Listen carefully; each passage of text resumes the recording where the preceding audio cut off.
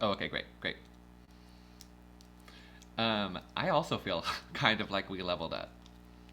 I feel like Huggles Big D made us smarter just now.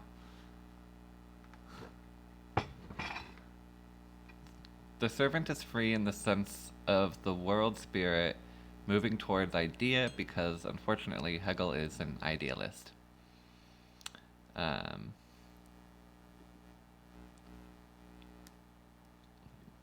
Rip Hegel's, or Rip Hegel, idealism. Hegel is hard, and yeah, and Madeline also says that like reading Hegel like recommends it in the sense that like won't say no, you don't need it. It will make your understanding of like Marxism and Marxist dialectics better if you also read Hegel and understand Hegel. But also, can I just watch more? Can we just watch more videos from that channel and have that like a little feature, like a little Hegel corner or something? And then we don't. Can we just like call that reading Hegel?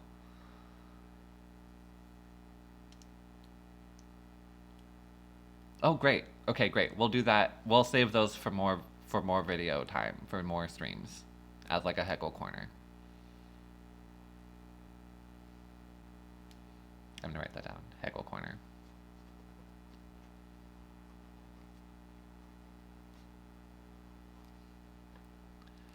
Um, let's watch some loyal citizens of Pyongyang. Has chat seen this documentary before?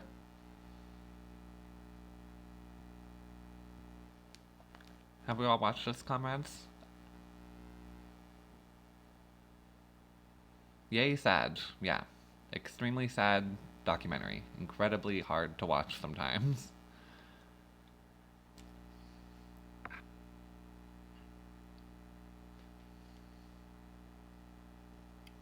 That's how a lot of people give people an introduction to Hegel to begin learning, by having someone explain it in a way that's extremely easy to understand.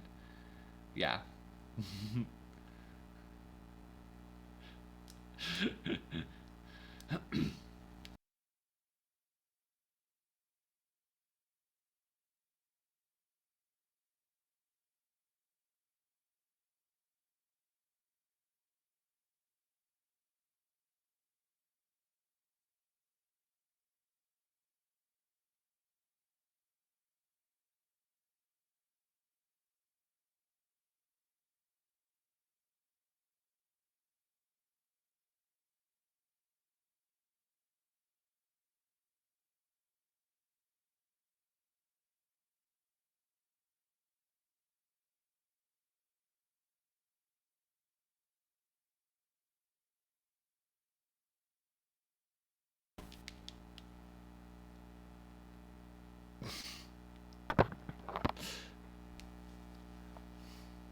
Can you see me? I actually cannot see me. You can see me? Okay, great. I cannot see me because I'm behind my take a break screen on my screen. Let me fix loyal citizens.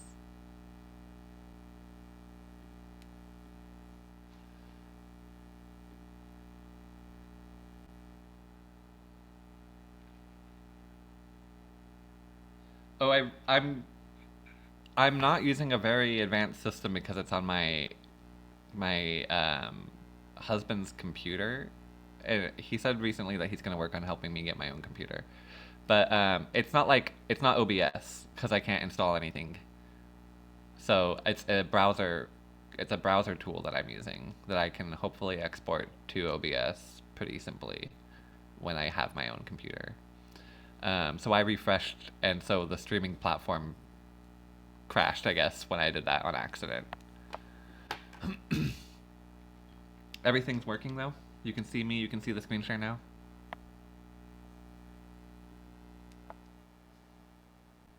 Awesome. Cool. Let's see.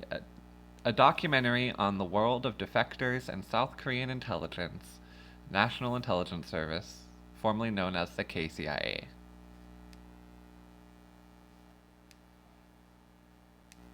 So we'll probably skip through here. There is a part about like attempts of like self harm that I'm definitely gonna skip through. Um, but I kind of want to focus on the stories about like the actual people who came from who came across into South Korea. But I'll start it and we'll skip through probably. One last comment on Hegel. Okay, copy. One last comment on Hegel, important historical context. He was writing that during the Haitian Revolution, which circles back to the zombie as a theory of labor, by the way. We have to learn zombie theory in Hegel Corner. I'm gonna write zombie theory down for a Hegel Corner. Zombie theory of labor.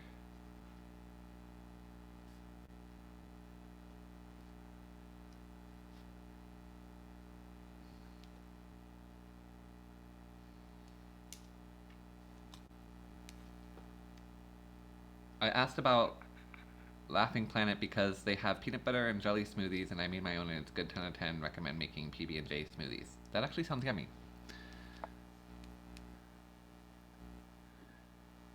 Let me know the volume. I'm gonna mute myself. New provocation from North Korea. When I saw the president of South Korea hugging Kim Jong-un, I asked myself, would he do the same with Hitler? North Korea. The nation where its leader is compared to a modern-day Hitler. The nation where the government enslaves its own people and violates every human right imaginable. There's not a single other nation in the world that is accused of so many atrocities against humanity as North Korea. But these accusations are not actually based off video or photo evidence. They come from only one source: North Korean defector testimonies.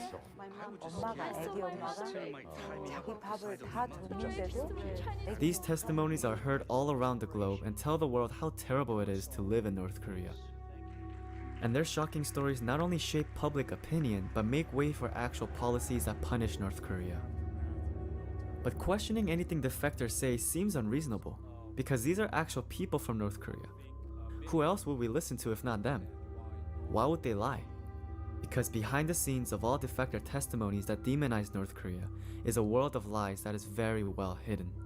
So I traveled to South Korea to see a glimpse of the world behind defectors we don't see in the media.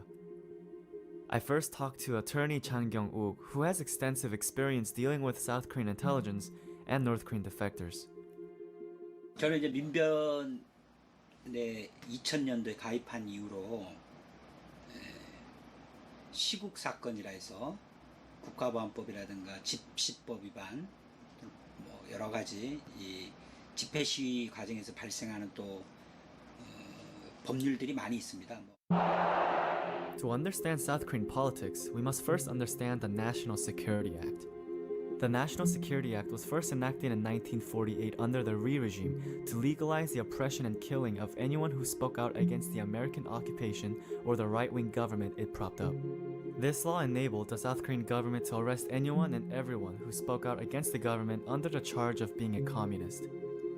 Today, this same law is used to suppress any truthful dialogues about North Korea and to red bait anyone or any organizations that are pro-reunification. 2013년도에 서울시 공무원이었던 탈북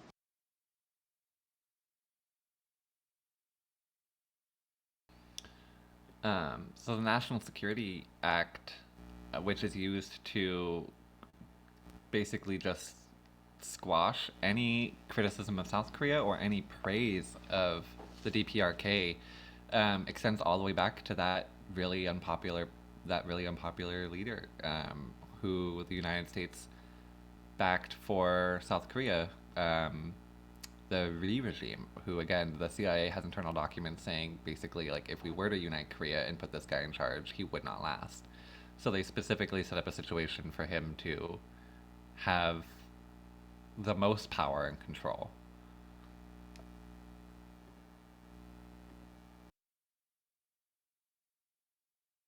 자, 그 유우성 씨 사건을 하면서 유우성 씨를 간첩이라 한 사람이 바로 유우성의 여동생, 그 당시에 한국으로 오빠가 오히려 한국에서 같이 살기 위해서 이렇게 들어오라 해서 합동신문센터에 있는 국정원 직원에게 잘 부탁한다고까지 했던 여동생을 오히려 고문에 의해서 허위 자백을 받아서 오빠하고 같이 간첩 임무를 받았다, 이렇게 허위 자백을 한 사건에서 그 당시에 허위 자백이라는 것들을 밝힐 결정적 증거를 그 이사를 연변으로 이미 북을 나와서 연변에 있었던 그 유우성 씨의 집 연변을 찾아가서, 이게 회령 집에서 벌어진 일이 아니라 다 연변에서, 그러니까 연변에 있었던 당시를 회령에서 있었던 일로 허위 자백한 걸 다 밝혀버렸습니다. 그래서 증거들이 아이폰 같은데 뭐 유우성 씨가 회령에 들어와서 집에서 뭐 가족 사진 등을 아이폰으로 찍었다, 이런 식의 허위 자백을 그 아이폰의 위치 이런 걸 다 분석을 해봤더니 연변으로 나와요. 그 찍은 게. 그런 식으로 해서 객관적인 자료가 나오고 하면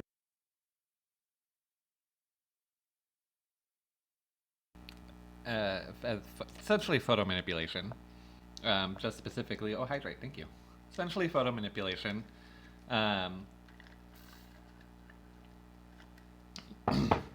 Which we know the government and the media does to invent reality for continued interference anyways. We talk about different ways that they blur and censor things, and I guess in this context represent it, or just lie about where they are. Let's see. 북에 대한 반북 활동에 탈북자를 이용하고, 북의 휴멘트 정보를 입수한 그 정보 대상으로 이용하고, 그다음 간첩 조작 대상으로 이용하고.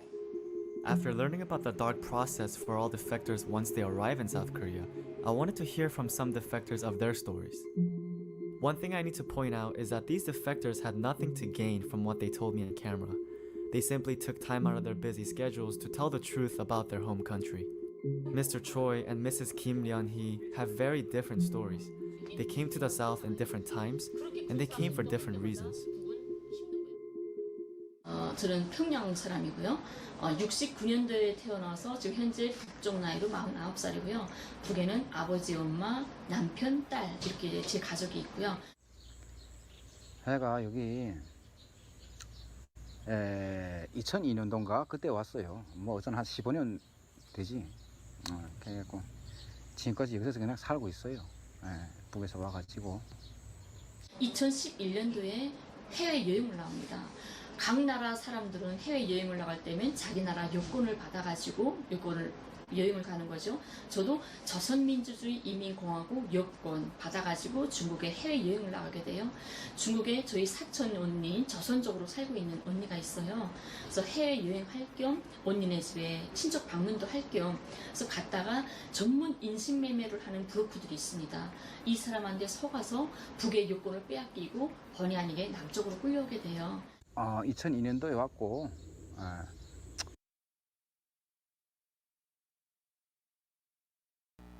But I literally just kidnapped.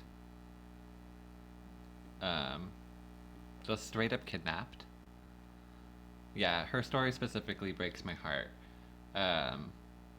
The later part that she talks about is really difficult. And we will be not watching it in this stream, but I highly encourage people who haven't seen this full documentary to watch it. But yeah, so literally kidnapped. It was essentially human trafficking. Brought her over to steal her from the DPRK.